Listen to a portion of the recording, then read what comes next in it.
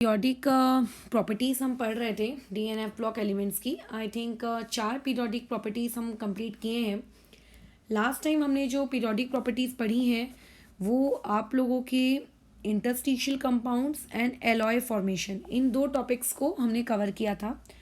आज की जो पीरियोडिक प्रॉपर्टी हम लोग कवर करने जा रहे हैं डीएनएफ ब्लॉक एलिमेंट में, वो है आपका एक तो कैटालिटिक प्रॉपर्टीज़, दूसरा फॉर्मेशन ऑफ कॉम्प्लेक्सेस, ठीक है, और तीसरा डेंसिटी। ये टोटल 3 प्रॉपर्टीज़ हमें कवर करनी है। फॉर्मेशन ऑफ कॉम्प्लेक्स एंड आपका ये कैटालिटिक प्रॉपर्टी, ये दोनों के दोनों आपके सेम वीडियो में ही रहेगा, बट जो डेंसिटी वाला है उसका हम लोग एक सेपरेट पार्ट बना लेंगे, उसको उसमें रखेंगे, इसमें मिक्स नहीं करते हैं, ठीक है। तो पहली प्रॉपर्टी जो अभी हम लोग पढ़ेंगे वो रहेगा आपका कॉम्प्लेक्स। तो कॉम्प्लेक्स क्या होते हैं ये तो तुमको पता है। यूजुअली लोग पहले डी ब्लॉक एलिमेंट्स पढ़ते हैं, उसके बाद कोऑर्डिनेशन केमिस्ट्री पढ़ते हैं, बट तुम तो जानते हो हमने ऑर्डर उल्टा फॉलो किया है।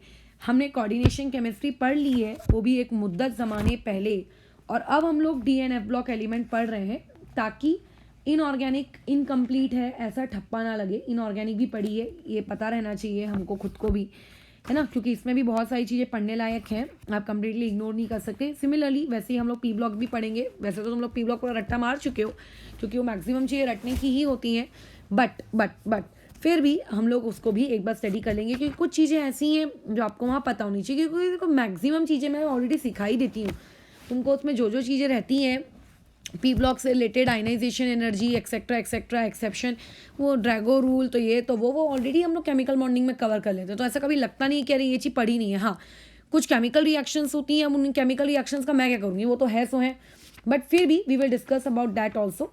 तो अभी फ़िलहाल का जो हमारा टॉपिक है आपकी पीरियोडिक प्रॉपर्टीज़ को हम लोग पढ़ रहे हैं, और इन पीरियोडिक प्रॉपर्टीज़ में जो हम लोग सबसे पहली पीरियोडिक प्रॉपर्टी आज की क्लास में पढ़ने वाले हैं वो है फॉर्मेशन ऑफ कॉम्प्लेक्स, ठीक है। तो कॉम्प्लेक्स क्या होता है ये आप लोगों को अच्छे से पता है, so I am not going in detail of that part कि कॉम्प्लेक्स क्या है क्या नहीं है।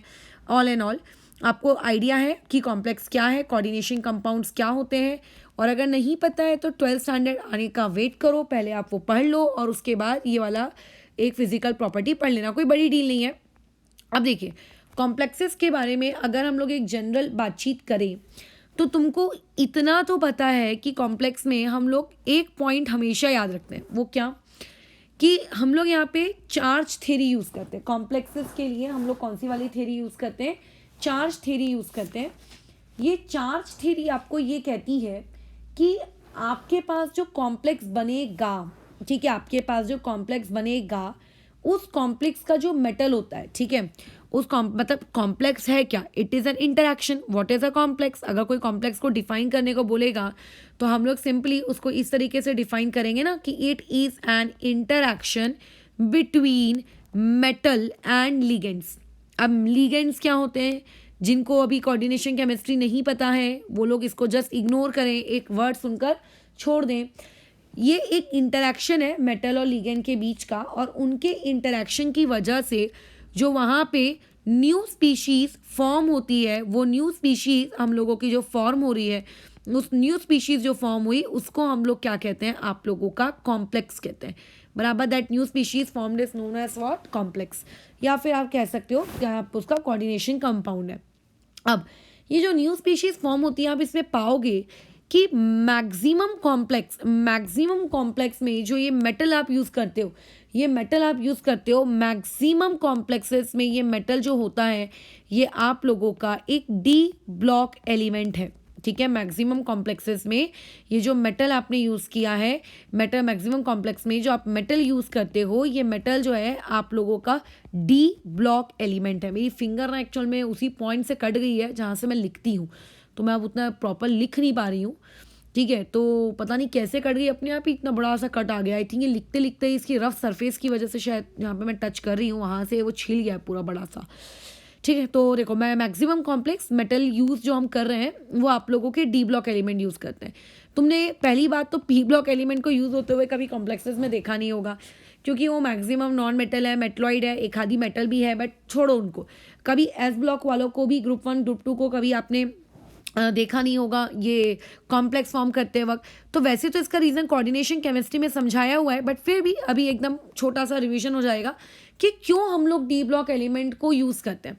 तो देखो, डी ब्लॉक एलिमेंट वाइडली इसीलिए यूज़ किया जाता है, उसका सबसे बड़ा रीज़न होता है उसका खुद का स्मॉल साइज होना। ठीक है, एस ब्लॉक के कंपेयर में उनका स्मॉल साइज है बराबर। अच्छा, और इवन जब हम लोग डाउन द ग्रुप जाते हैं तो हम जितना एक्सपेक्टेड चाह रहे थे कि साइज में इंक्रीज होगा, उतना साइज में इंक्रीज भी नहीं होता है।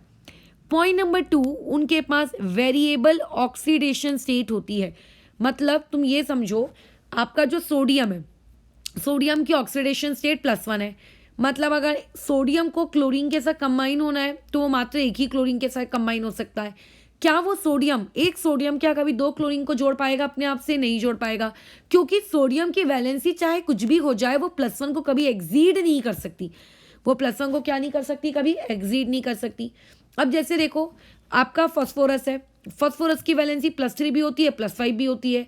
तो +3 और +5 वैलेंसी होने से हमें क्या फ़ायदा है?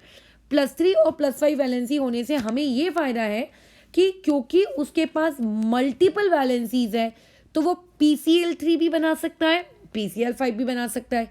तो जितनी ज़्यादा ऑक्सीडेशन स्टेट कोई भी पर्टिकुलर स्पीशीज एग्जिबिट करती है, उसकी उतनी ज़्यादा वेरिएबल ऑक्सीडेशन स्टेट होने का फ़ायदा हमें ये मिलता है कि उतने ज़्यादा डिफरेंट कंपाउंड्स हम लोग क्या कर सकते हैं? फॉर्म कर सकते हैं। तो क्योंकि डी ब्लॉक एलिमेंट का सॉल्व साइज होता है, उनके पास वेरिएबल ऑक्सीडेशन स्टेट होती है। ठीक है, साथ ही साथ में उन लोगों के उसमें वैकेंट डी ऑर्बिटल्स होते हैं बराबर। अब वैकेंट डी ऑर्बिटल्स की बात इसीलिए की गई है क्योंकि लिगेंड्स वो स्पीशीज होती हैं जो इलेक्ट्रॉन देती हैं। अब अगर कोई इलेक्ट्रॉन दे रहा है तो आपके पास जगह भी तो होनी चाहिए इलेक्ट्रॉन को रखने के लिए, है ना? तो क्योंकि इनके पास वैकेंट डी ऑर्बिटल्स होते हैं, तो due to the presence of vacant D orbitals, these species are showing you the formation of complex process। ये आपको क्या दिखाती है कि हाँ हाँ देखो भैया, हम भी कॉम्प्लेक्स बना सकते हैं। ये आपको इस तरीके का अपना क्या करती है? बिहेवियर शो करती है। वैकेंट डी ऑर्बिटल की वजह से होने के रीजंस है। इन रीजंस की वजह से आपको क्या दिखता है? लार्ज नंबर के कोऑर्डिनेशन कंपाउंड आपको डी ब्लॉक एलिमेंट्स की वजह से देखने को मिलते हैं। ठीक है, एक अवेलेबिलिटी ऑफ डी ऑर्बिटल्स, दूसरा स्मॉल साइज उनका, और तीसरा उनके पास वेरिएबल ऑक्सीडेशन स्टेट, और चौथा उनके पास होता है high nuclear charge. These are the 4 reasons because of which the D block elements form आपका क्या? कॉम्प्लेक्सेस। बस खत्म हो गई हमारी कहानी। ठीक है, small size, high nuclear charge, availability of D orbitals, और उसके अलावा आप लोगों का वेरिएबल ऑक्सीडेशन स्टेट। ठीक है, बस अब इस चैप्टर में थोड़े से मैं तुम्हें जीके फैक्ट्स बता देती हूँ। वैसे तो ज़्यादा जीके फैक्ट्स आपको तब पता चलेंगे जब आप एक्चुअल में कोऑर्डिनेशन केमिस्ट्री पढ़ोगे, जो कि हम पढ़ चुके हैं। रिवाइज कर लेना, ठीक है? अगर रिवाइज नहीं किए हैं, नोट्स कॉपी तो कर लेना।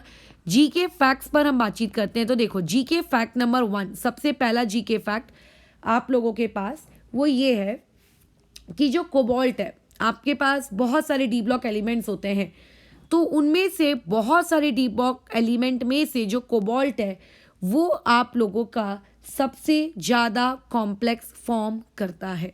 ठीक है, सबसे ज़्यादा कॉम्प्लेक्स आपको किसके दिखेंगे? डी ब्लॉक एलिमेंट के दिखेंगे। देन एनी अदर एलिमेंट, किसी भी दूसरे एलिमेंट की अपेक्षा आपको कोबाल्ट सबसे ज़्यादा डी ब्लॉक एलिमेंट्स फॉर्म करता हुआ दिखेगा।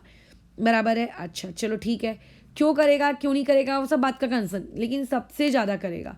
अच्छा, जीके फैक्ट नंबर 2, अभी मान लेते हैं, ठीक है, आप लोगों का कोऑर्डिनेशन नंबर अगर किसी का 2 आया, जैसे हम लोगों ने हाइब्रिडाइजेशन ये एक कंसेप्ट सीखा है, तो कोऑर्डिनेशन केमिस्ट्री में भी तो कंसेप्ट होता है ना, कोऑर्डिनेशन नंबर।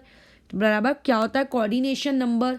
तो अगर कोऑर्डिनेशन नंबर की वैल्यू 2 आती है तो इससे ये पता चलता है कि आपका जो कॉम्प्लेक्स है उसकी जो शेप है वो क्या होगी? लीनियर होगी, जो कि हम लोगों के सिलेबस में है भी नहीं। कोऑर्डिनेशन नंबर 2, अगर किसी का शेप कोऑर्डिनेशन नंबर 4 आता है, यानी कि वही आपकी sp3 हाइब्रिडाइजेशन, तो उसकी जो शेप होती है वो शेप कैसी होती है? टेट्राहेड्रल। उसकी शेप कैसी होती है? टेट्राहेड्रल।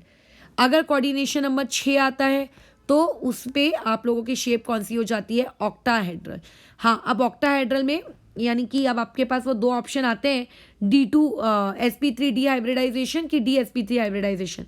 वो हम लोगों का बात का कंसर्न है, ठीक है, वो हमारा बात का कंसर्न है कि वो अभी पढ़ना है नहीं पढ़ना है, वो सब बाद में सोचो, अभी काय को टेंशन ले रहे हो उसकी। अच्छा, आगे बढ़ते हैं हम लोग अभी नेक्स्ट पार्ट में। जी के फैक्ट नंबर 3 कोऑर्डिनेशन कंपाउंड से रिलेटेड, वो ये कि अगर आपके पास कभी, ये बहुत इंपॉर्टेंट फैक्ट है, इस पे कई बार डायरेक्ट एमसीक्यू पूछा जाता है, इस पर्टिकुलर पॉइंट से डायरेक्ट एमसीक्यू पूछा जाता है। अगर आपके पास कोई मेटल आयन है Ag positive, silver +1 oxidation state में रहता है, और अगर आप वहाँ पे लिगेंड के, एक मिनट रुको उसको अच्छे से लिख लेते हैं। अगर आपके पास मान लेके चलो कि एक कॉलम में हमने मेटल बनाया, एक कॉलम में हमने लिगेंड बनाया, और दूसरे कॉलम में हम कोऑर्डिनेशन नंबर बना रहे हैं, ठीक है। अच्छा, ये इस तरीके से।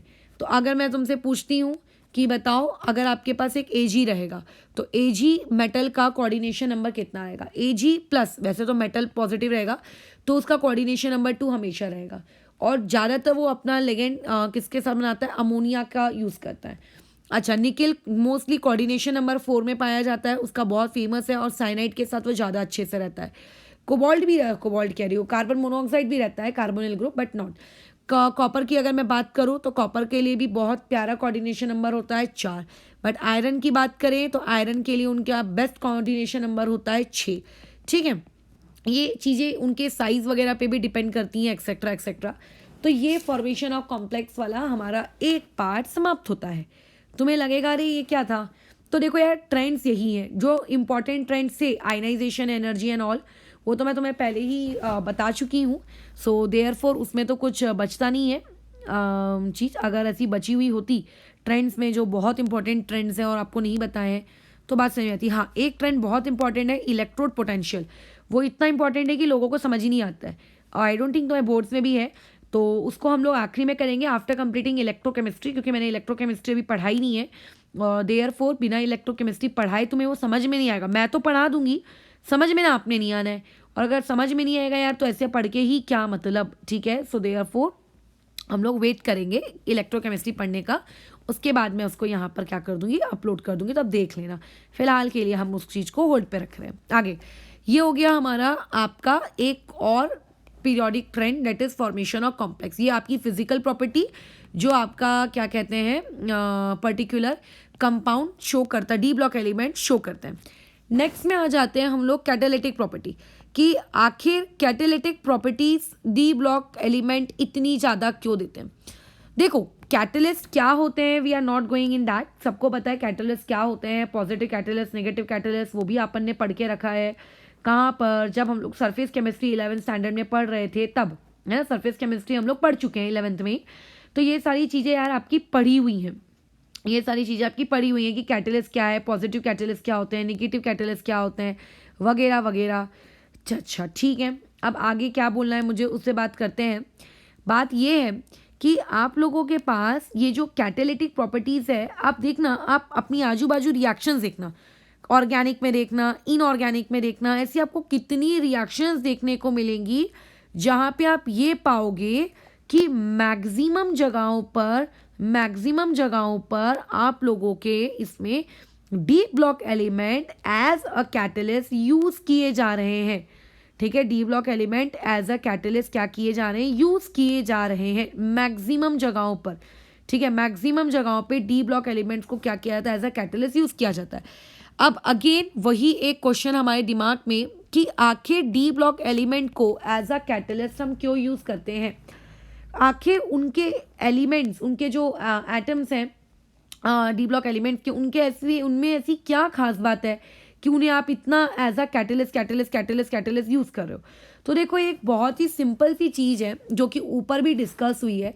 सबसे पहला वेरिएबल ऑक्सीडेशन स्टेट, बराबर, वेरिएबल ऑक्सीडेशन स्टेट, ज़्यादा से ज़्यादा ऑक्सीडेशन स्टेट उनके पास पॉसिबल है। सो देयरफॉर ये उनके कैटालिटिक प्रॉपर्टी का एक सबसे बड़ा रीज़न है। उसके अलावा एक और जो सबसे बड़ा रीज़न है, सबसे बड़ा रीज़न, वन ऑफ द सबसे बड़ा रीज़न, कि आप लोगों के कैटालिटिक जो कैटलिस्ट होते हैं, मतलब जो डी ब्लॉक एलिमेंट है, इनके पास एक अच्छी खासी सूटेबल सरफेस प्रोवाइड करते हैं, provide suitable surface for reaction, suitable surface for reaction.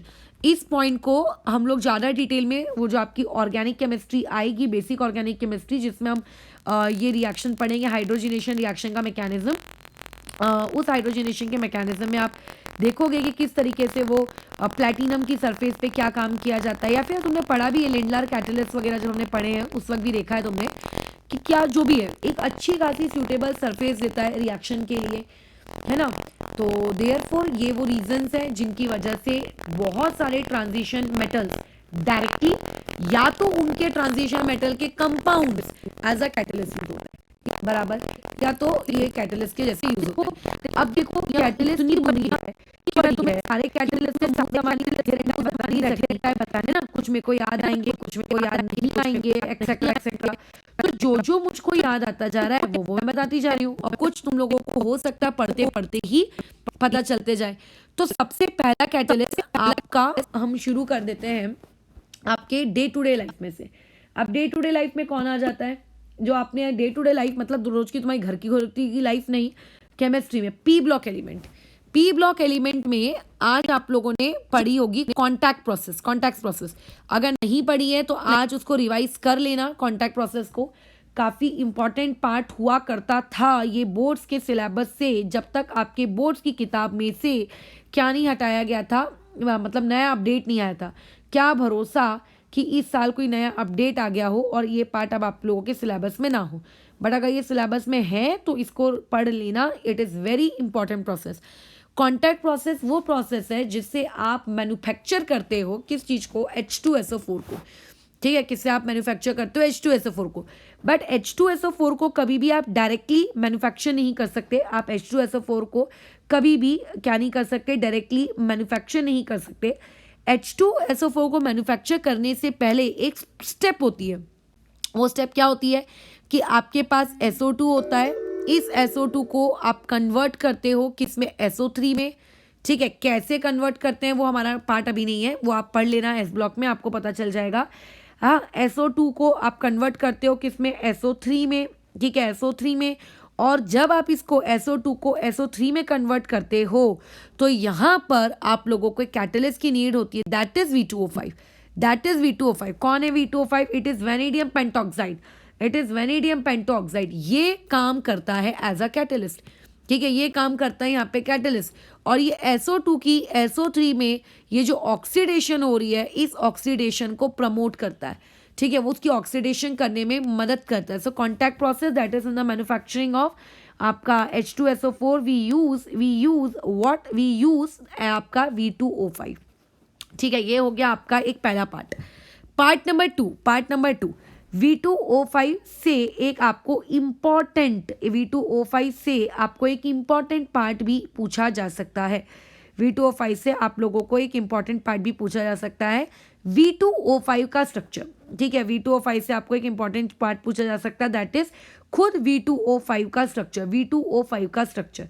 अच्छा, V2O5 का स्ट्रक्चर में ऐसा क्या खास है? कुछ नहीं, बेसिक रिवीजन हो जाएगा, इसीलिए बता रहे हैं। आपके वेनेडियम और यहाँ पे आपका वेनेडियम दोनों इस तरीके से ऑक्सीजन से कनेक्टेड होते हैं। ऑक्सीजन पे लोन पेयर होंगे ही होंगे, ऑब्वियस है ये बात तो, है ना। अच्छा, यहाँ पे डबल बॉन्ड O होगा, यहाँ पे डबल बॉन्ड O होगा, यहाँ पे डबल बॉन्ड O होगा, यहाँ पे डबल बॉन्ड O होगा। कल को पेपर में घुमा फिरा के सवाल पूछ लिया जाए कि बताइए आप क्या एक डी ब्लॉक एलिमेंट है जिसे एज अ कैटलिस्ट यूज़ किया जा रहा है ना, और वो उसका स्ट्रक्चर ये होगा, इस प्रोसेस में यूज़ किया जाता है, उसका स्ट्रक्चर ये होगा, बराबर। अच्छा, और क्या कहते हैं आपका ये स्ट्रक्चर होगा, बताओ उसमें total number of sigma bond कितने हैं, total number of pi bonds कितने हैं, ये वो फलाना ढिमका, है ना। ये कुछ भी तुमसे चीज़ें कैसा पूछ सकता है वो, है ना, वो कुछ भी चीज़ें तुमसे क्या कर सकता है, पूछ सकता है। सो देयरफॉर ये आप लोगों के लिए एक इम्पॉर्टेंट चीज़ थी। अच्छा, उसके बाद आ जाते हैं पॉइंट नंबर 2 में। पी ब्लॉक एलिमेंट में तुमने एक और चीज़ पढ़ी है, दैट इज हेबर्स प्रोसेस, ठीक है। पॉइंट नंबर 2 में तुम लोगों ने एक और पढ़ा है हेबर बॉश प्रोसेस। वैसे तो किताब में सिर्फ हेबर्स प्रोसेस लिखा होता है, बट पूरा नाम है उसका हेबर्स बॉश प्रोसेस। इस हेबर्स बॉश प्रोसेस से भी हम कुछ मैन्युफैक्चर करते हैं। जिस तरीके से कॉन्टैक्ट प्रोसेस से H2SO4 मैन्युफैक्चर किया जाता है, उसी तरीके से आपकी जो हैबर प्रोसेस है, हैबर प्रोसेस से अमोनिया मैन्युफैक्चर किया जाता है। क्या मैन्युफैक्चर किया जाता है? अमोनिया। ठीक है, क्या मैन्युफैक्चर किया जाता है? Ammonia. So it is use for the production of ammonia. And when you are using the catalyst for the production of ammonia, तो वो कौन है, किसको आप यहाँ पे यूज करते हो? कौन है जो हैवर प्रोसेस में यूज किया जाता है? Fe। हम लोग किसको यूज करते हैं? आयरन को यूज करते हैं। So these are the two parts जहाँ पे हम लोग बहुत क्या कहते हैं, वाइडली, मेरे मुंह से बार बार वाइडली निकलता है, वाइडली आप क्या करते हो, यूज करते हो किस चीज को, कैटलिस्ट वगैरह को, आप वगैरह आयरन को यूज करते हो। तीसरी प्रोसेस में आते हैं, तीसरी एक रिएक्शन जो कि पॉलीमर इंडस्ट्री से जुड़ी हुई है और बहुत बहुत बहुत आपकी फेमस है, वो है आपका पॉलीमर क्रिएट करना, पॉलीथीन क्रिएट करना। हाई डेंसिटी पॉलीथीन हम यहाँ से क्रिएट करते हैं, पढ़ेंगे पॉलीमर्स हम लोग। पॉलीथीन की जो प्रोडक्शन होती है, पॉलीथीन की जो प्रोडक्शन होती है, इस कैटलिस्ट के आ जाने के बाद इतनी आसान हो गई उन लोगों की ज़िंदगी। ठीक है, इस कैटलिस्ट के आ जाने के बाद लोगों की ज़िंदगी इतनी आसान हो गई कि आपका पॉलीथीन बनाना, पॉलीथीन बनाना, पॉलीथीन बनाना आप लोगों का क्या हो गया, बहुत ही बहुत ही बहुत ही ईजी, बहुत ही ईजी। तो ये जो कैटलिस्ट है वो कौन है? एक मिनट, एक मिनट रुको, एक मिनट रुको, मुझे लगा ही था कॉल टपकेगा।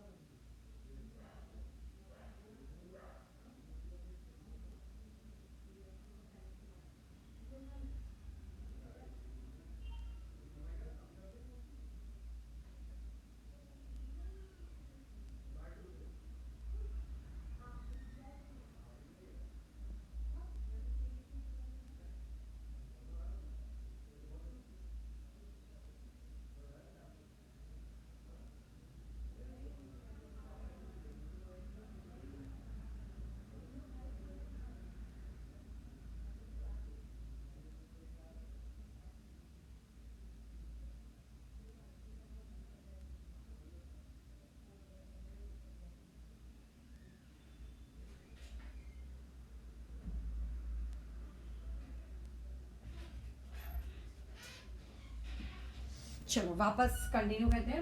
हाँ, तो मैं क्या कह रही, पॉलीथीन की दुनिया, पॉलीथीन की दुनिया में पहले पॉलीथीन बनाना ना एक बहुत टेढ़ी खीर हुआ करती थी। तो ऐसे केस में हम लोगों के दो साइंटिस्ट थे, जिगलर, मतलब साइंटिस्ट का नाम तो नहीं बोल रही हूँ, जिगलर और नाटा, ये आपकी दो प्रोसेसेस थी। इन दो लोगों ने अपनी अलग अलग मैकेनिज्म्स बताई कि किस तरीके से आप पॉलीथीन का इस कैटलिस्ट को यूज़ करके प्रोडक्शन ज़्यादा कर सकते हो, ऑल एंड ऑल ये सारी बातचीत। ठीक है, ये भी हो गया। अब उसके बाद क्या रहा आप लोगों की, ये जो दो थे, दो में से आपको उतना डिटेल में है नहीं वैसे, तो इसके बाद जो ये कैटलिस्ट आपके मार्केट में उतरा, इसकी मतलब बेसिकली मैकेनिज्म मार्केट में उतरी, और मैकेनिज्म उतरने के बाद आप लोग इसको एक एज अ कैटलिस्ट आप छींकने लगे। और उसके बाद जब एज अ कैटलिस्ट हम इसको चीखने लगे, तो इस कैटलिस्ट का हम नाम भी सुन लेते हैं, that is Ziggler NATA catalyst. कौन है ये आपका जिगलर नाटा कैटलिस्ट? ठीक है, अच्छा, तो अब ये जिगलर नाटा कैटलिस्ट है कौन? ये देखो, TiCl, ये होता है आपका जिगलर नाटा कैटलिस्ट। Ti सिर्फ नहीं, TiCl4, ठीक है, TiCl4, this is a Ziggler NATA catalyst. ठीक है, ये आपका पहले उसका नाम लिख लेते हैं, जिगलर। ये आपको मैंने आपको कोऑर्डिनेशन केमिस्ट्री में भी ये वैसे बात बताई होगी, एक बार फिर से हम लोग देख लेते हैं। तो ये हो गया जिगलर नाटा कैटलिस्ट। ठीक है, जिगलर नाटा कैटलिस्ट। ये जिगलर नाटा कैटलिस्ट हम लोग यूज़ करते हैं फॉर द प्रोडक्शन ऑफ आप लोगों का पॉलीथीन। ठीक है, किसके लिए यूज़ करते हैं आपके? For the production of polythene. अच्छा, अब ये जो जिगलर नाटा कैटलिस्ट आपने यूज़ किया for the production of polythene, ये है क्या, इसका फॉर्मूला क्या है? तो TiCl3 और साथ में प्लस आप लोगों का एल्यूमिनियम, मतलब ट्राई इथाइल एल्यूमिनियम, इसको हम लोग कहते हैं जिगलर नाटा कैटलिस्ट। तो क्वेश्चन आ सकता है कि जिगलर नाटा कैटलिस्ट में कौन सा डी ब्लॉक एलिमेंट यूज़ किया जाता है, अगर किया जाता है तो उसकी क्या ऑक्सीडेशन स्टेट है, तो वहाँ पे देख लो कितनी ऑक्सीडेशन स्टेट है, 4। तो दिस वाज द फेमस आप लोगों का कैटलिस्ट।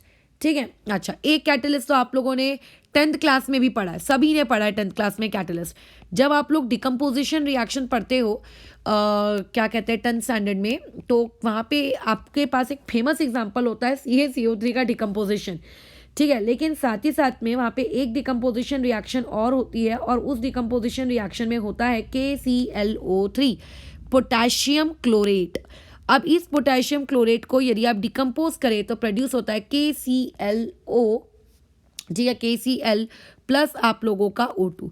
अब यहाँ पे हम लोग जो कैटलिस्ट यूज़ करते हैं, this catalyst is manganese, MnO2। तो देखो मैंगनीज को हमने एज अ कैटलिस्ट यहाँ यूज़ किया, और मैंगनीज की ऑक्सीडेशन स्टेट क्या है इस पर्टिकुलर प्रोसेस में, यहाँ पे इसकी ऑक्सीडेशन स्टेट कितनी है, Mn⁴। यहाँ पे इसकी ऑक्सीडेशन स्टेट कितनी है, Mn⁴ बराबर। यहाँ पे इसकी ऑक्सीडेशन स्टेट कितनी है, Mn⁴।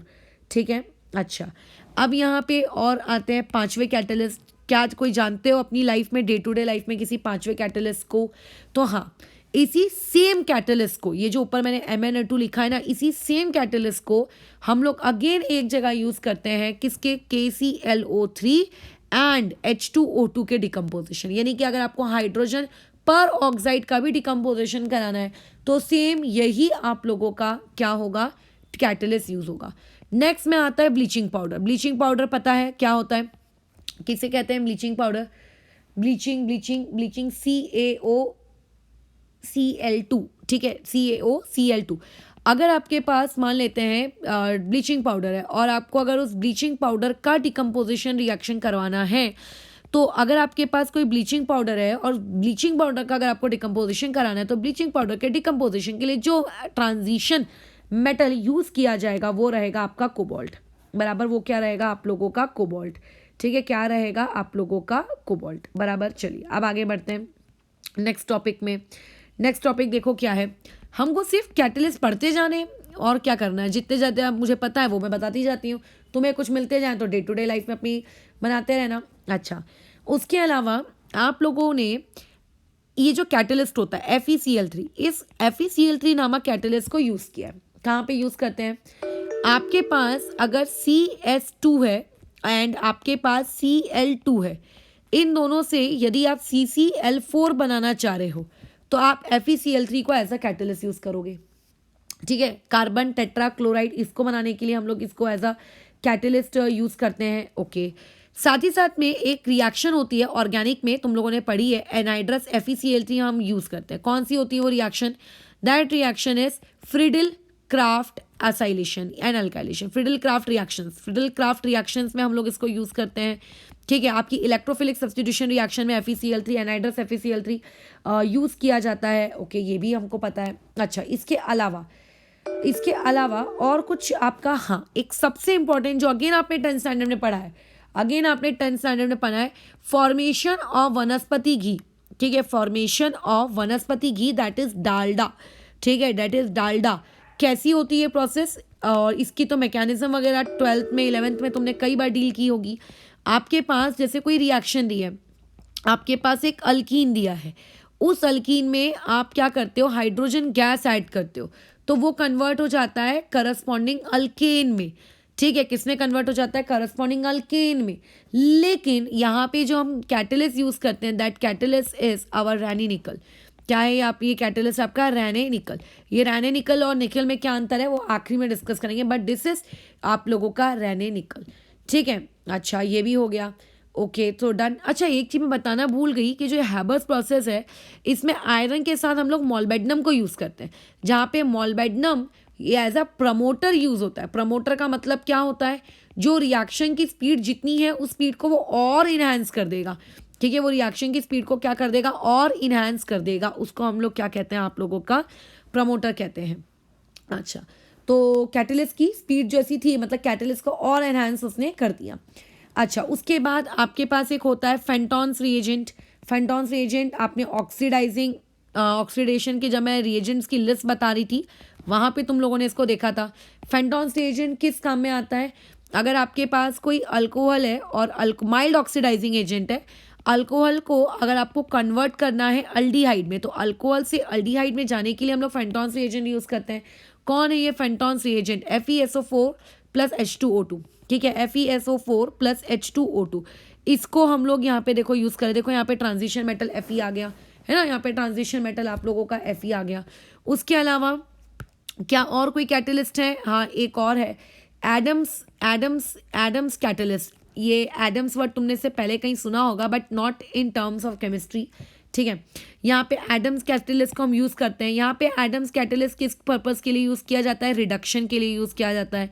कैसे यूज़ किया जाता है? प्लैटिनम और साथ में होता है प्लैटिनियम ऑक्साइड, ये होता है। ऐसे अनगिनत बहुत सारे कैटलिस्ट है। मैं कितने तुम्हें कैटलिस्ट के नाम बताऊंगी, बताओ कितने? अभी इतने बहुत सारे कैटलिस्ट आप जब देखोगे, आप जब ऑर्गेनिक केमिस्ट्री पढ़ोगे तो आपको बहुत सारे कैटलिस्ट देखो खुद मिल जाएंगे। हम मल्टीपल, ऐसे भी तो मैंने वो भी नहीं बताया तुम्हें, लिंडलार्स कैटलिस्ट है ना, लिंडलार कैटलिस्ट में हम यूज़ करते हैं पैलेडियम को, पैलेडियम या फिर प्लेटिनम को हम यूज़ करते हैं। फिर वहाँ पे एक हो गया आपका लिंडलार्स बर्च रिडक्शन नहीं, वहाँ पे तो लिक्विड अमोनिया होता है, तो ऑब्वियसली वो नहीं, ठीक है। तो लिंडलार्स कैटलिस्ट ये एक हो गया। ऐसे बहुत सारी केमिकल रिएक्शंस है जिनमें हम एज ए कैटलिस्ट चीज़ों को यूज़ करते हैं। अच्छा, अब उसके बाद आ जाता है आप लोगों के पास एक प्यारा सा वॉकर प्रोसेस। वॉकर प्रोसेस में किसको यूज़ किया जाता है कैटलिस्ट के तौर पे? PDCl2 को, ठीक है। तो बेसिकली कैटलिस्ट आप लोगों के ये काम वो कर रहे हैं, ठीक है।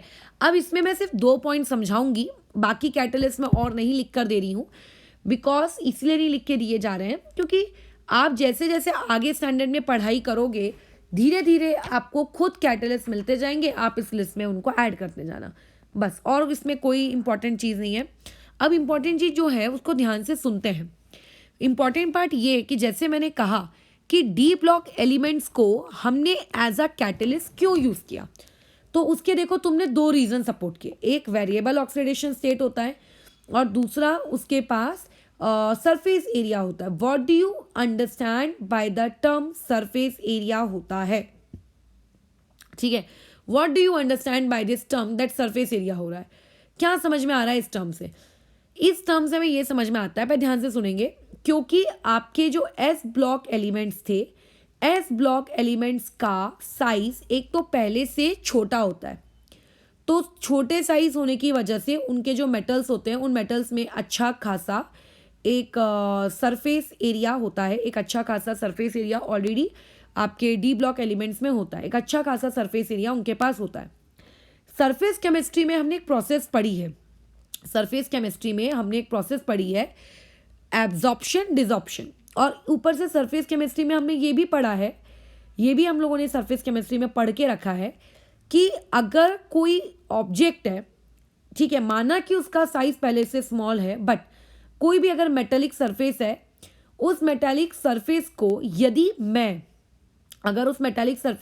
मैं और क्या कर दूं, छोटा कर दूं, अगर मैं उसके टुकड़े टुकड़े कर दूं, उसको पाउडर्ड फॉर्म में यूज़ करूं, तो पाउडर्ड फॉर्म में यूज़ करने से उसका सरफेस एरिया बढ़ जाता है, ठीक है। कुछ लोगों को शायद ये बात समझ नहीं आ रही होगी, जिनको जो सरफेस केमिस्ट्री भूल चुके हैं, थोड़ा सरफेस केमिस्ट्री को रिवाइज करने में यार सिर्फ 1 दिन लगता है, रिवाइज कर लेना, इतना उसको टाल के मत रखो, उससे भी सवाल आ जाते हैं क्योंकि, ठीक है, उसको रिवाइज कर लेना। तो अब ऐसे में ध्यान से सुनते हैं फिर से कि यूजुअली जो आपके डी ब्लॉक एलिमेंट होते हैं, हम मानते हैं कि उनके साइज कम होते हैं, उनके साइज छोटे होते हैं, है ना, ये सब होता है। लेकिन अगर आप उन डी ब्लॉक एलिमेंट्स को पाउडर्ड फॉर्म में यूज़ करते हो तो पाउडर फॉर्म में उनका साइज और छोटा हो जाता है, और साइज जितना छोटा होता है सरफेस एरिया उतना ही ज़्यादा होता है। तो अब होगा कैसा, जो रिएक्टेंट है, अब रिएक्टेंट उस पर्टिकुलर एलिमेंट के पास आता है। जैसे ये एलिमेंट है, ये एलिमेंट की सरफेस है, ये आपकी एलिमेंट की सरफेस है, ये सरफेस है आपके उस एलिमेंट की, ये ऊपर में रिएक्टेंट के मॉलिक्यूल है। अब ये रिएक्टेंट के मॉलिक्यूल्स क्या करते हैं, ये रिएक्टेंट के मॉलिक्यूल्स हैं, ये आपकी मेटालिक सरफेस के ऊपर आके डिपॉजिट हो जाते हैं, ये ऐसे आके डिपॉजिट हो जाते हैं, ठीक है, आके ऐसे डिपॉजिट हो जाते हैं। क्या हो जाते हैं, आके ऐसे डिपॉजिट हो जाते हैं, ठीक है, क्या हो जाते हैं, डिपॉजिट हो जाते हैं, बराबर है, समझ में आ रही बात, क्या हो जाते हैं, डिपॉजिट हो जाते हैं, ठीक है। आए वो लोग बड़े मजे से और आके डिपॉजिट हो गए। अब उन्होंने जब आके ऊपर डिपॉजिट हुए तो उन्होंने ये देखा कि इस सरफेस पे उनको जगह मिल गई डिपॉजिट होने की, उनको इस सरफेस पे क्या मिल गई, जगह मिल गई, क्या होने की, डिपॉजिट होने की। अब जब वो इस सरफेस के ऊपर आके डिपॉजिट हो गए तो इस डिपॉजिशन को हम लोगों ने सरफेस केमिस्ट्री में क्या दिया है नाम, एड्सॉर्प्शन।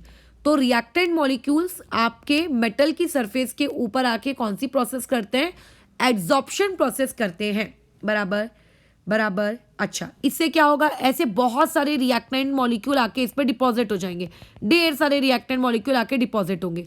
तो जब बहुत सारे रिएक्टेंट मॉलिक्यूल आके डिपॉजिट हो जाएंगे, जब बहुत सारे रिएक्टेंट आके डिपॉजिट हो जाएंगे तो आपकी इस मेटल की सरफेस के ऊपर क्या होगा, कंसंट्रेशन ऑफ रिएक्टेंट इंक्रीज हो जाएगा।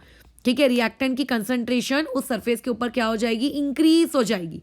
बराबर है, इंक्रीज हो जाएगी। अच्छा, अब तुम ऐसा समझो कि भीड़ मच गई है सरफेस के ऊपर, बहुत सारी क्या हो गई है, भीड़ जमा हो गई है। भीड़ जमा होने की वजह से अब रिएक्टेंट और आप लोगों की जो वो मेटल की सरफेस थी, रिएक्टेंट और आप लोगों की जो मेटल की सरफेस थी, उस मेटल के सरफेस के बीच का ये जो बॉन्ड है, ये बॉन्ड क्या हो जाएगा आपका, वीक हो जाएगा। ये बॉन्ड कैसा हो जाएगा, वीक हो जाएगा। बराबर है, ये बॉन्ड आपका कैसा हो जाएगा, वीक हो जाएगा। अच्छा, अब जब ये बॉन्ड वीक होगा तो ऑब्वियस है कि कंसिक्यूटिवली आपकी जो एक्टिवेशन एनर्जी है, वो एक्टिवेशन एनर्जी क्या हो जाएगी, घट जाएगी। एक्टिवेशन एनर्जी क्या होगी, घट जाएगी। समझाती हूँ उसको कैसे, एक्टिवेशन एनर्जी घट जाएगी। और अगर एक्टिवेशन एनर्जी घट जाती है तो हमने केमिकल काइनेटिक्स में पढ़ा है कि एक्टिवेशन एनर्जी अगर घट जाती है तो number of reactant particles crossing that barrier increases. ठीक है, number of reactant particles crossing that barrier, ठीक है, particles crossing that barrier increases. उस बैरियर को क्रॉस करने वाले पार्टिकल्स की संख्या क्या हो जाती है, आप लोगों की बढ़ गई। और अगर संख्या बढ़ गई तो ऑब्वियसली कि मोर प्रोडक्ट इज फॉर्म्ड, और अगर मोर प्रोडक्ट फॉर्म होगा और वो भी जल्दी जल्दी, क्योंकि जल्दी जल्दी ज़्यादा लोग बैरियर को क्रॉस करेंगे तो मोर प्रोडक्ट वहाँ पे फॉर्म होगा। और जब मोर प्रोडक्ट फॉर्म होगा तो उसमें हम कह सकते हैं कि आप लोगों की जो रिएक्शन है वो क्या हो गई, स्पीड अप हो गई। रिएक्शन क्या हो गई, स्पीड अप हो गई। तो इस तरीके से कैटलिस्ट क्या करता है, रिएक्शन को स्पीड अप करता है। कैसे, कई केसेस में वो रिएक्टेंट मॉलिक्यूल को अपने ऊपर आकर एड्सॉर्ब होने का मौका देता है। ध्यान से सुनना मेरी भाषा, मैं क्या बोल रही हूँ, एड्सॉर्ब होने का मौका देता है। रिएक्टेंट मॉलिक्यूल उन पे आके एड्सॉर्ब होना शुरू हो जाते हैं। अब ऐसे बहुत सारे रिएक्टेंट मॉलिक्यूल आकर एड्सॉर्ब होते हैं। और जब ढेर सारे रिएक्टेंट मॉलिक्यूल आकर एड्सॉर्ब होने लगते हैं तो वो ढेर सारे रिएक्टेंट मॉलिक्यूल की कंसंट्रेशन जब सरफेस पे बढ़ जाती है तो उसकी वजह से बॉन्ड कमजोर हो जाता है। तो आपका अल्टीमेटली बॉन्ड वीक हुआ तो आपका जो रिएक्टेंट है बॉन्ड टूट जाएगा। बॉन्ड वीक होता है, बॉन्ड इतना कमजोर हो जाता है कि बॉन्ड ब्रेक हो जाता है और रिएक्टेंट भाग जाता है। बॉन्ड ब्रेक हो जाता है, रिएक्टेंट भाग जाता है। तुम्हें लगेगा कि अगर रिएक्टेंट आया और रिएक्टेंट भाग गया तो दोनों में फर्क ही क्या हुआ, आया ही क्यों था। वो देखो फायदा, देखो बॉन्ड ब्रेक हुआ तो अगर बॉन्ड ब्रेक हुआ होगा तो कुछ ना कुछ सर्टेन अमाउंट ऑफ एनर्जी क्या हुई होगी, उस पर्टिकुलर प्रोसेस में रिलीज हुई होगी। बॉन्ड टूटा, एनर्जी रिलीज हुई और उसी रिलीज एनर्जी को रिएक्टेंट यूज करता है। रिलीज एनर्जी को रिएक्टेंट क्या करता है, यूज करता है। वो एनर्जी को यूज करता है और एनर्जी को यूज करके एक्टिवेशन एनर्जी को वो क्या कर देता है, लो डाउन कर देता है। और रिएक्टेंट आपस में कंबाइन होकर मस्त अपना उड़ जाते हैं ऊपर। क्या ये मेरी भाषा समझ में आ रही है, क्या ये मेरी ये भाषा समझ में आ रही है, बस खत्म। तो इस तरीके से आप लोगों के कैटलिस्ट हम लोगों के लिए उपयोगी हैं। बट हर जगह यही तरीका चलेगा ऐसा नहीं होता। हर जगह कैटलिस्ट हमेशा सरफेस प्रोवाइड करेगा ऐसा नहीं होता। हर जगह ऐसा नहीं होता। ठीक है, हर जगह अगर आप बोलोगे कि कैटलिस्ट इस तरीके से बिहेव कर रहा है, ऐसा नहीं होता। हमेशा सरफेस प्रोवाइड करने वाला ही रीज़न रहे, ऐसा नहीं होता। एक सेकेंड रीज़न भी होता है। वो सेकेंड रीज़न क्या है, सेकेंड रीज़न देखो ये है कि transition metal variable oxidation state देते हैं, ये हम लोग जानते हैं। ठीक है, वो लोग क्या करते हैं, वेरिएबल ऑक्सीडेशन स्टेट देते हैं, हम ये जानते हैं। मान लेते हैं आपने एक कैटलिस्ट डाला, आपने एक कैटलिस्ट स्टार्टिंग में आपने ऐड किया, कैटलिस्ट आपने रिएक्शन की स्टार्टिंग में ऐड किया। जब आप उस कैटलिस्ट को रिएक्शन की स्टार्टिंग में ऐड कर रहे हो तो मान लेते हैं उसकी ऑक्सीडेशन स्टेट थी +x, उसकी ऑक्सीडेशन स्टेट कितनी थी, +x। अब अचानक से तो प्रोडक्ट बनेगा नहीं ना, अचानक से तो प्रोडक्ट बनेगा नहीं। अचानक से तो प्रोडक्ट बनेगा नहीं, आपको रिएक्ट जो स्टार्टिंग के बाद आपको एक स्टेप मिलेगी, उस स्टेप को हम लोग कौन सी वाली स्टेप कहते हैं, इंटरमीडिएट स्टेप। आपको कौन सी स्टेप मिलेगी, इंटरमीडिएट स्टेप। जो आपको ये इंटरमीडिएट स्टेप मिलती है उसमें जो कैटलिस्ट की ऑक्सीडेशन स्टेट है वो अपनी ऑक्सीडेशन स्टेट डिक्रीज कर लेता है। मतलब अगर पहले ऑक्सीडेशन स्टेट +x थी तो वो अपनी ऑक्सीडेशन स्टेट कितनी कर लेगा, x-2 या x-3 या x-4, कुछ भी, बस मैंने कहा कि वो डिक्रीज करेगा। अब डिक्रीज के नाम पे मैंने उसको क्या ले लिया है, x-2 मैंने लेट कर लिया, लेट। तो जब ऑक्सीडेशन स्टेट उसने इंटरमीडिएट स्टेप में अपनी कम कर ली, ठीक है, तो जैसी ऑक्सीडेशन स्टेट कम होती है ना, तो ऑक्सीडेशन स्टेट के कम होते बराबर आपकी जो एक्टिवेशन एनर्जी है वो भी घट जाती है। और क्योंकि एक्टिवेशन एनर्जी घट जाती है तो उसके बाद का ये सारा प्रवचन मैं रिपीट नहीं करूंगी कि number of particle crossing that barrier increase हो जाते हैं। इसका मतलब अब आपके पास ज़्यादा नंबर ऑफ प्रोडक्ट बनेगा, और क्योंकि अब आपके पास ज़्यादा नंबर ऑफ प्रोडक्ट बनेगा तो ऑब्वियसली रिएक्शन का जो रेट है वो ऑटोमेटिकली अब क्या हो जाएगा, आपका इंक्रीज हो जाएगा। बस खत्म। तो यानी कि कुछ केसेस में आपका क्या हो सकता है, कुछ केसेस में सरफेस एरिया एक रीज़न हो सकता है, और कुछ केसेस में आप लोगों का ये कैटेलिटिक प्रॉपर्टी, ये भी ऑक्सीडेशन स्टेट भी आप लोगों का एक रीज़न हो सकता है। ठीक है, अच्छा, इस ऑक्सीडेशन स्टेट का आपको एक एग्जाम्पल देखने को मिलेगा अपने पी ब्लॉक एलिमेंट में, जहाँ से क्वेश्चन सोचो आए या पूछे जा सकते हैं मेंस वगैरह के पेपर में, कि अगर आपके पास V2O5 है, आपने उसको SO2 में डाला तो आपका SO3 बनता है। क्या वो SO3 बनने के बाद V2O5 का क्या होता है, तो इनिशियली वेनेडियम की ऑक्सीडेशन स्टेट +5 थी, बट जब SO3 बन गया तो SO3 बनने के दौरान वहाँ पे V2O4 बनता है, तो इसकी ऑक्सीडेशन स्टेट कितनी हो जाती है, +4 हो जाती है। फिर यही V2O4, क्योंकि देखो केमिकल काइनेटिक्स में हमने पढ़ के रखा है कि catalyst are never consumed in the reaction, वो रिएक्शन की स्टार्टिंग में कंज्यूम्ड हो जाते हैं लेकिन रिएक्शन की एंडिंग में वापस से अपीयर भी हो जाते हैं। तो V2O4 फिर O2 के साथ रिएक्ट करके वापस से अपना V2O5 बना लेगा, मतलब कैटलिस्ट आपको वापस से क्या हो गया, प्राप्त हो गया। कैटलिस्ट आपको वापस से क्या हो गया, प्राप्त हो गया। ठीक है, लेकिन अब उसने ऑक्सीडेशन स्टेट क्या कर ली, +5 से +4 कर ली। तो जैसे ही उसकी ऑक्सीडेशन स्टेट +5 से +4 होगी तो रिएक्शन को एक ऑल्टरनेटिव रूट मिल जाएगा, जहाँ पे एक्टिवेशन एनर्जी कम है, वो उस ऑल्टरनेटिव रूट को फॉलो करेगी, और ऑल्टरनेटिव रूट को फॉलो करने के बाद वहाँ से वो क्या बना लेगी, आप लोगों का तुरंत उस लोअर एक्टिवेशन एनर्जी को यूज़ करते हुए एक प्रोडक्ट बना लेगी।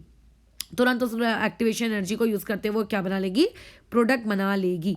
तो इस तरीके से कैटलिस्ट हम लोगों के डी ब्लॉक एलिमेंट्स यूज़ होते हैं, एज अ कैटलिस्ट बहुत ज़्यादा यूज़ होते हैं। अब उसमें आप लोगों का ये जो कैटलिस्ट है, आपका जो ये एलिमेंट है, क्या नाम है, स्कैंडियम।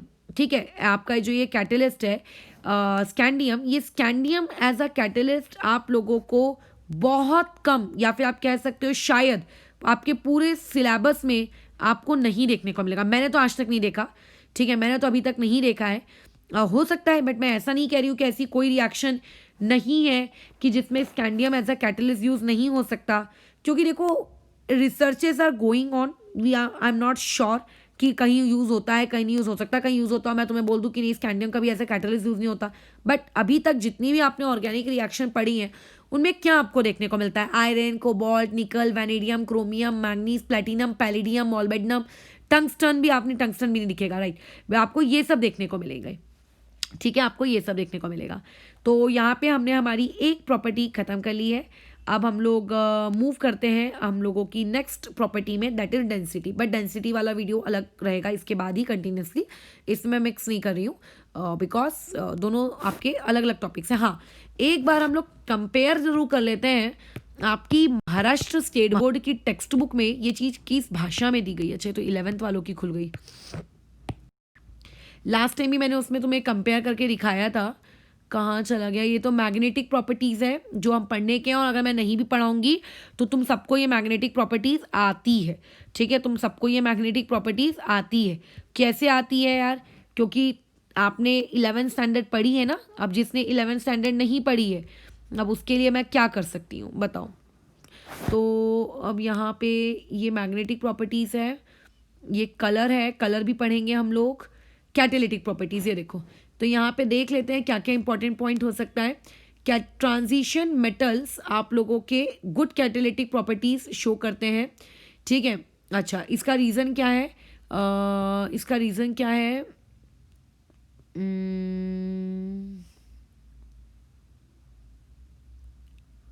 हाँ देखो, जो मैंने तुम्हें बताया ना, एक रिएक्शन में वो एज अ सरफेस प्रोवाइडर काम करते हैं। तो अगर कोई हेट्रोजीनियस कैटालिसिस रिएक्शन है, हेट्रोजीनियस मतलब अलग फेज है, मतलब आपके रिएक्टेंट्स और जो क्या कहते हैं आपके प्रोडक्ट्स हैं, जो आपके रिएक्टेंट हैं उसमें अलग है फिजिकल स्टेट और आपकी कैटालिसिस की अलग है। तो अगर आपके पास कोई हेट्रोजीनियस कैटालिसिस है तो वहाँ पे आपका मेटल किसके जैसे बिहेव करेगा? एक सरफेस प्रोवाइडर के जैसे बिहेव करेगा। और अगर आप होमोजीनियस कैटालिसिस की बात कर रहे हैं तो मेटल वहाँ पे किसके जैसे बिहेव करेगा? मेटल वहाँ पे एक अनस्टेबल इंटरमीडिएट बनाएगा। अनस्टेबल इंटरमीडिएट बनाने से उसकी ऑक्सीडेशन एक्टिवेशन एनर्जी और कम हो जाएगी। तो ये आपका एक इंपॉर्टेंट पैराग्राफ है कि होमोजीनियस कैटालिसिस और हेट्रोजीनियस कैटालिसिस। अगर किसी ने पूछा कि सरफेस प्रोवाइडर के जैसे बिहेव करने वाला है कि वो आप लोगों का as a formation of unstable intermediate stage के जैसे बिहेव करने वाला है, तो उस वक्त तुम जवाब देना कि वो किसके जैसे बिहेव करेगा। डिपेंड कि उसकी फेज देखना, अगर फेज अलग अलग होगी तो बता देना कि ये वाला, अदरवाइज ये वाला, ठीक है। अच्छा, अब और उसके अलावा और क्या दिया है देख लेते हैं वो भी।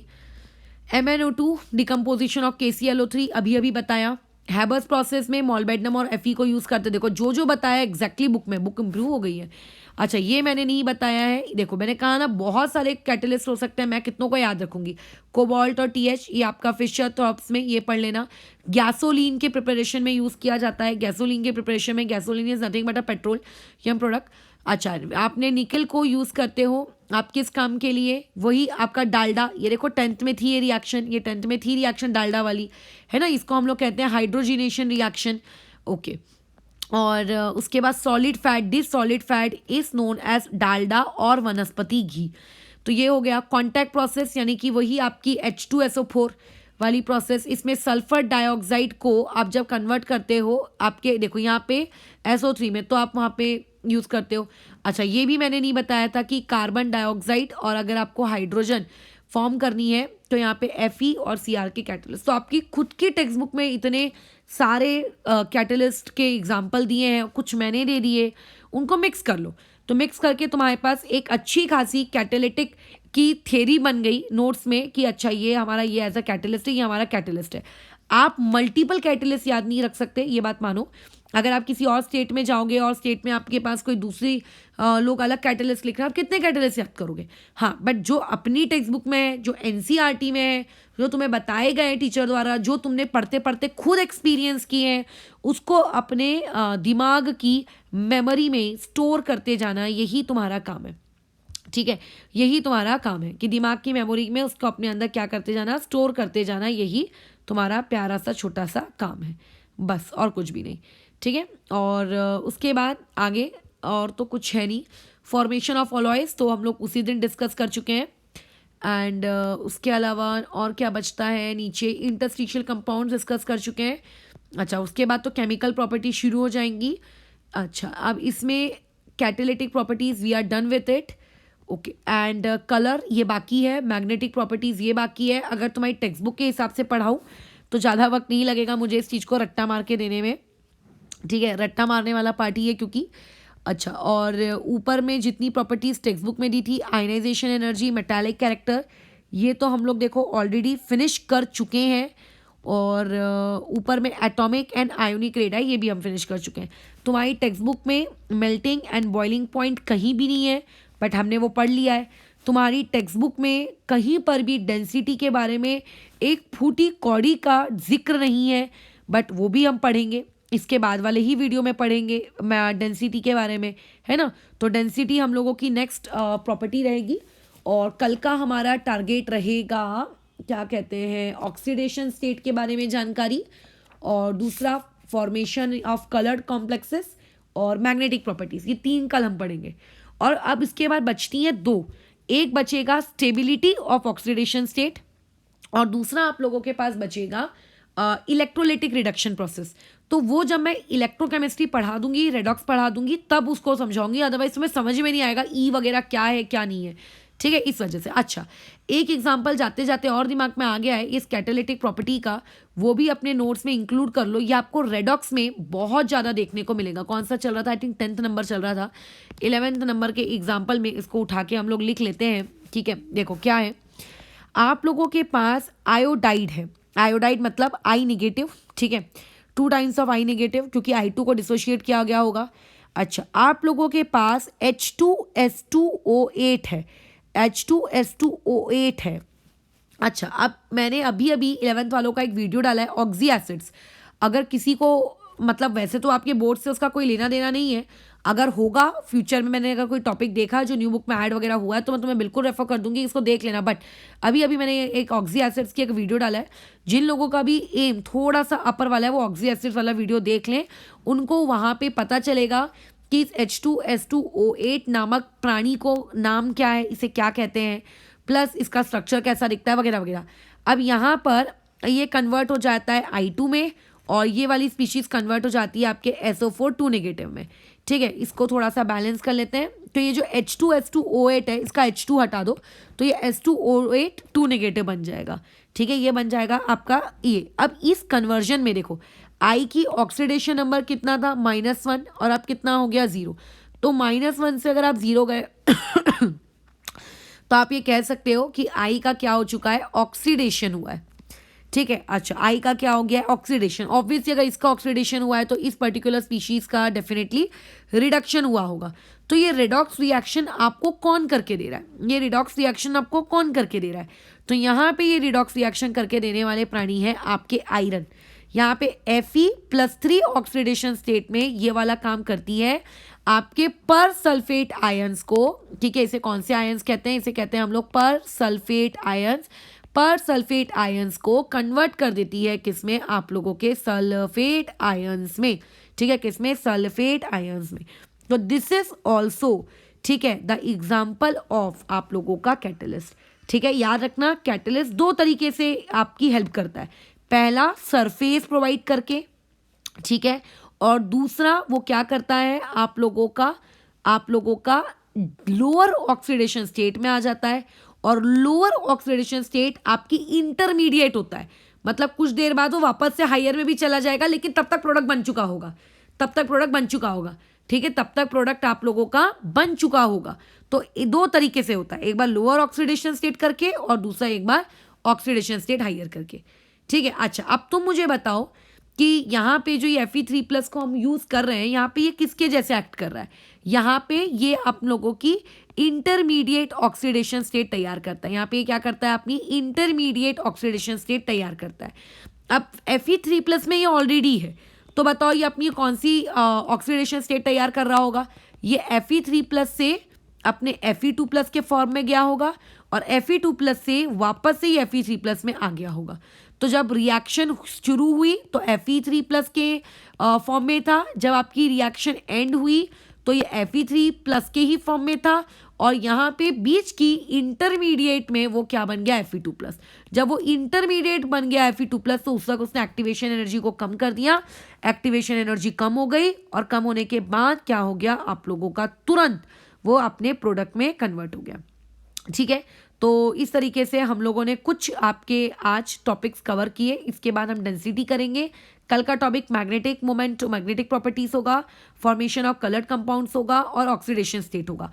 2 टॉपिक्स को मैं स्किप करूंगी, एक होगा स्टेबिलिटी ऑफ ऑक्सीडेशन स्टेट, और दूसरा आपकी chemical reactivity on the basis of electrode potential, क्योंकि उसके लिए मैंने आपको इलेक्ट्रोकेमिस्ट्री अभी पढ़ाने की हूँ। जब इलेक्ट्रोकेमिस्ट्री पढ़ा दूंगी तो D ब्लॉक में वो वीडियोज भी मैं ऐड कर दूंगी, ठीक है। चलो, तो इसको ओवर करते हैं, फिर नेक्स्ट हम डेंसिटी मूव करते हैं।